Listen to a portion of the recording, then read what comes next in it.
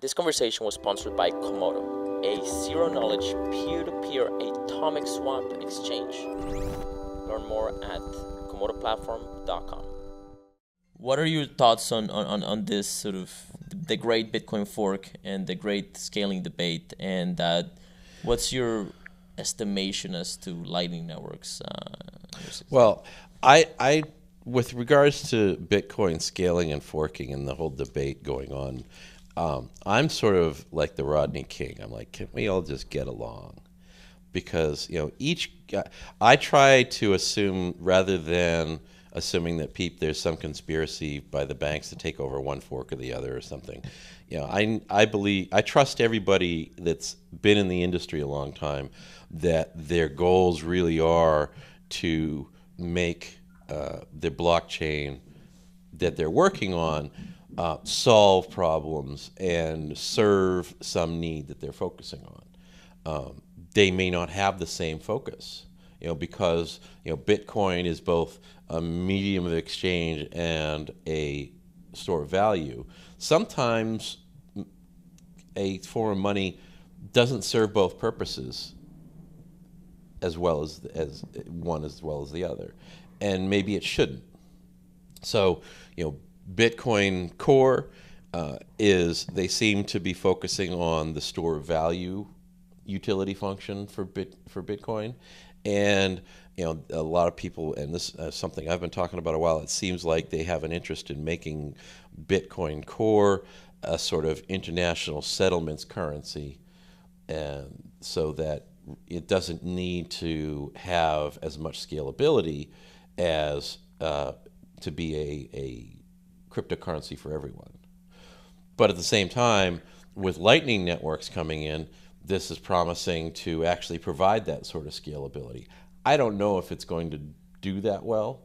I haven't studied Lightning networks enough to give an informed opinion about it. I trust that people that are pushing this, that is their goal in mind, that they have that they're doing it in good faith, until I see actual malicious activity going on. And for the same token, Roger Ver and Bitcoin Cash, they're trying to solve the problem.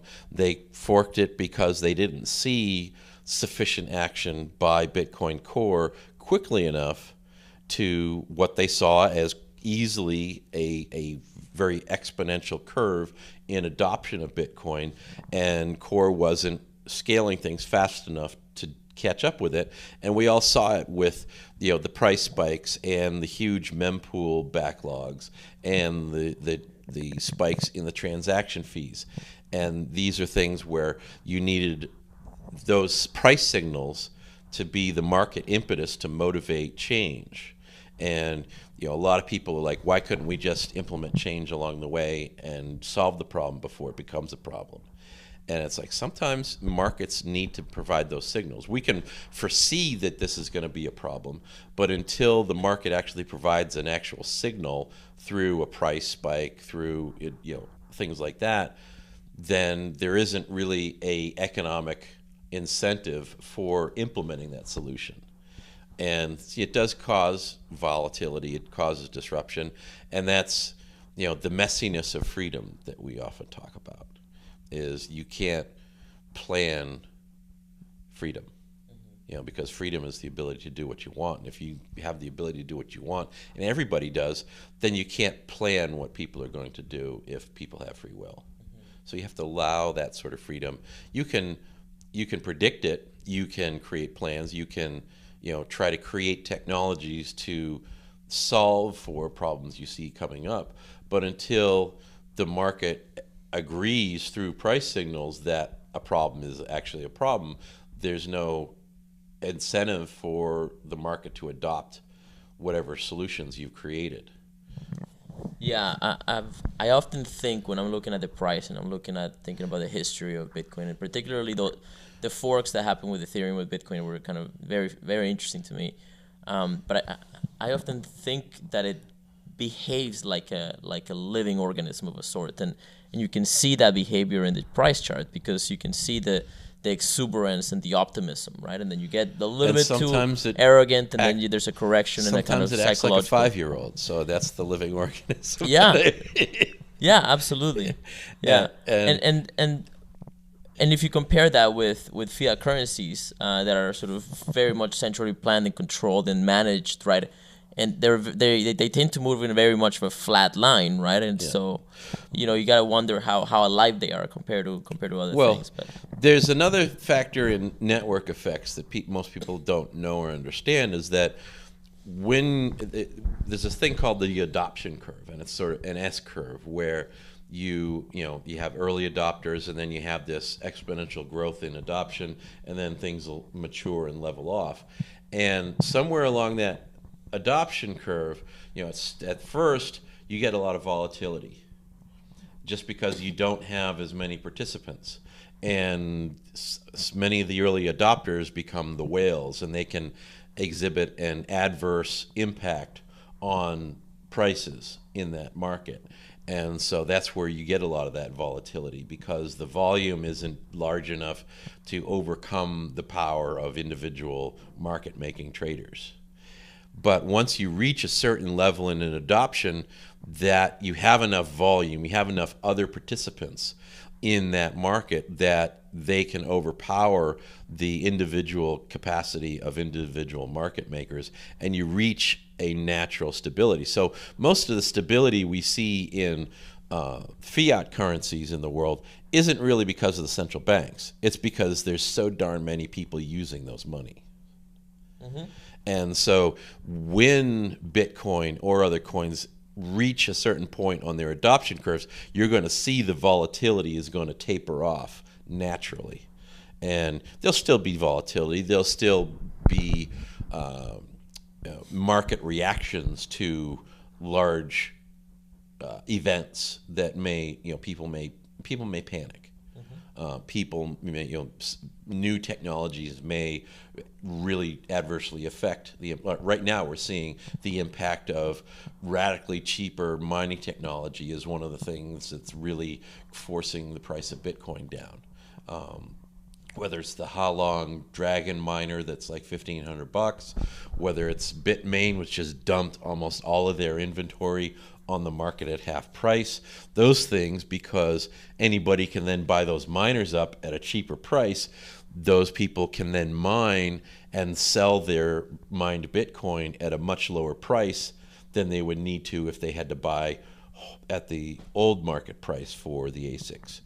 And so these sort of events can create these disruptions, and people are like, why is this happening? Well, if you really look at what's happening in the industry, you can actually see where these changes are happening. I mean, it's like with the flippening between Bitcoin and Bitcoin Cash, that where in November there was a point where a bunch of the Bitcoin Cash guys convinced some of the big miners to move a lot of their hashing power to Bitcoin Cash from Bitcoin Core, and partly because at that point, because of the adoption of the new difficulty adjustment, Bitcoin Cash became much more profitable to mine than Bitcoin. So it was like, oh, miners like, of course we're going to move over there. That's where it's going to be more profitable for us.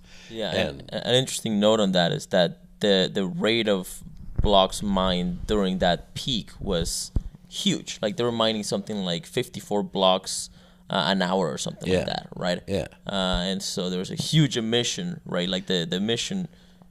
And the blocks weren't even full. There was, very low, but they were all hashing the heck out of it. And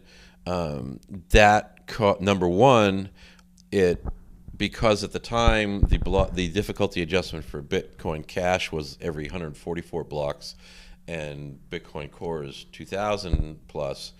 You had Bitcoin Core was stuck at this high difficulty level. And so people are like going over to Bitcoin Cash. And the loss in hashing power forced the difficulty of Bitcoin to go down. Yeah, and it slowed the block emission of Bitcoin. Yeah. And so then it flipped back. And I had seen this happen, and I actually predicted 2 weeks in advance that the price of Bitcoin would drop from over 8,000 down to 5,500. and it went right to the dollar. And I had published that my prediction on LinkedIn, and afterwards people were like, how the heck did you prove it? And it's like, I just looked at the difficulty in the hashing power. This is a bit difficult, you know, because all of these guys who are, you know, speculators on LinkedIn who aren't crypto people, you know, are thinking of, you know, using standard trading algorithms to predict prices. Yeah. And the fact is that crypto doesn't trade according to standard trading principles, because it's something, particularly with Bitcoin and Bitcoin Cash, because it's proof of work, you're dealing with something where a lot of the coins are being newly created based upon the profitability relative to each other to mine those. And so it's something where you have to look at things like hashing power.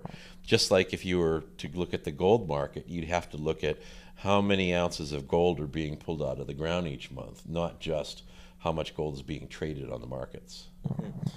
So we talked about how there's certainly evidence that miners are economic actors, and one of the things that happened during the Bitcoin B2X potential fork was right as the time to fork was coming, a bunch of miners in this private group, there's some screenshots leaked of that, where it said, we'll mine at a loss for 12 hours.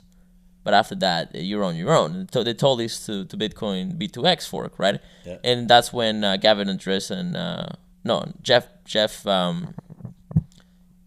Jesus Christ, I can't. Well, it's probably better that I remember.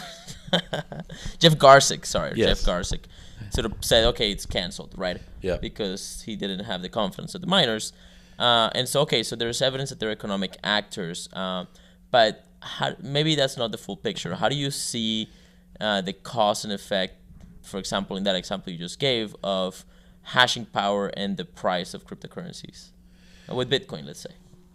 How it would do what? Yeah, like what's the relationship between the difficulty, you know, the proof of work ratio and? Well, proof of work, you're doing work, so you're expending a large amount of electricity to hash those blocks, and the higher the difficulty, the more electricity you're consuming to hash the next block. So if you have a high difficulty rating, then you've got to get a high price for the Bitcoin you're earning. And so that's one of the things that pushes Bitcoin prices up, is as the difficulty is rising. Yeah, but speculators don't tend to look at hashing power. At least the traders that I know don't look at charts that compare the proof of work difficulty of cryptocurrencies in order to determine their speculative value. Nobody looks at that, even though it's a fascinating thing to look at, and I think that's what, you know, we need better data. But that doesn't seem to me to be one of the metrics that maybe the traders that I know are looking at. Maybe some people are. Well, since I published that prediction, more have started to look at that, right? Because it becomes clear that because Bitcoin and Bitcoin Cash are proof of work that are designed to behave like gold and silver money, mm-hmm. you need to use the sort of heuristics that gold and silver traders use. Mm-hmm. And they're not looking at it like a stock. They're looking at it, you know, it's a resource being pulled from the ground. So you have to look at, you know, hashing power is mining. You know, that's mm-hmm. and that's the reason we call it mining. Mm-hmm. So, you know, you're pulling Bitcoin out of this ether, out of the space, of the empty space of mathematics, mm-hmm. through this work. And so you need to look at that. And it's, you know, even though you're mining cyberspace, you're mining the economic system. And, you know, even though the number of coins being generated for each block is relatively small compared to the whole market, the fact is that those coins are largely going to be dumped at or maybe slightly above or below market prices. So based upon the cost structure for the miners, they're going to be motivated to hold coins if it's too expensive. We're talking about supply economics, right? Yeah. Like sometimes it makes sense to hold the coins you right. earn. Sometimes it makes sense to sell them. But if the prices, if their costs are low, then they're going to dump if the price is higher than they think it's going to need to be, and that'll bring the overall market down. Mm-hmm. So you don't need to have a large trading volume really to have a huge impact on prices. If you are, for instance, increasing supply in a market by, say, 10%, you can impact the price of that commodity by as much as 50% or more. If you what? If you increase the supply to a market of only 10%, you can actually decrease the price by as much as 50% or more. Right. Because it's not a linear relationship between supply and prices. Yeah, that's right. You would sort of kill a bunch of buy walls. You take out a bunch of buy walls on the way down, Absolutely. and then the price would have to sort of stabilize and stuff. Yeah. And so by having sensors all along that, those are all addressable IP objects in the Internet of Things. We humans, and we mortal humans in the Dash community are basically helping the gears that move it, that we can fall away and this thing will continue. Get these ideas of, let's make a gold-backed cryptocurrency. And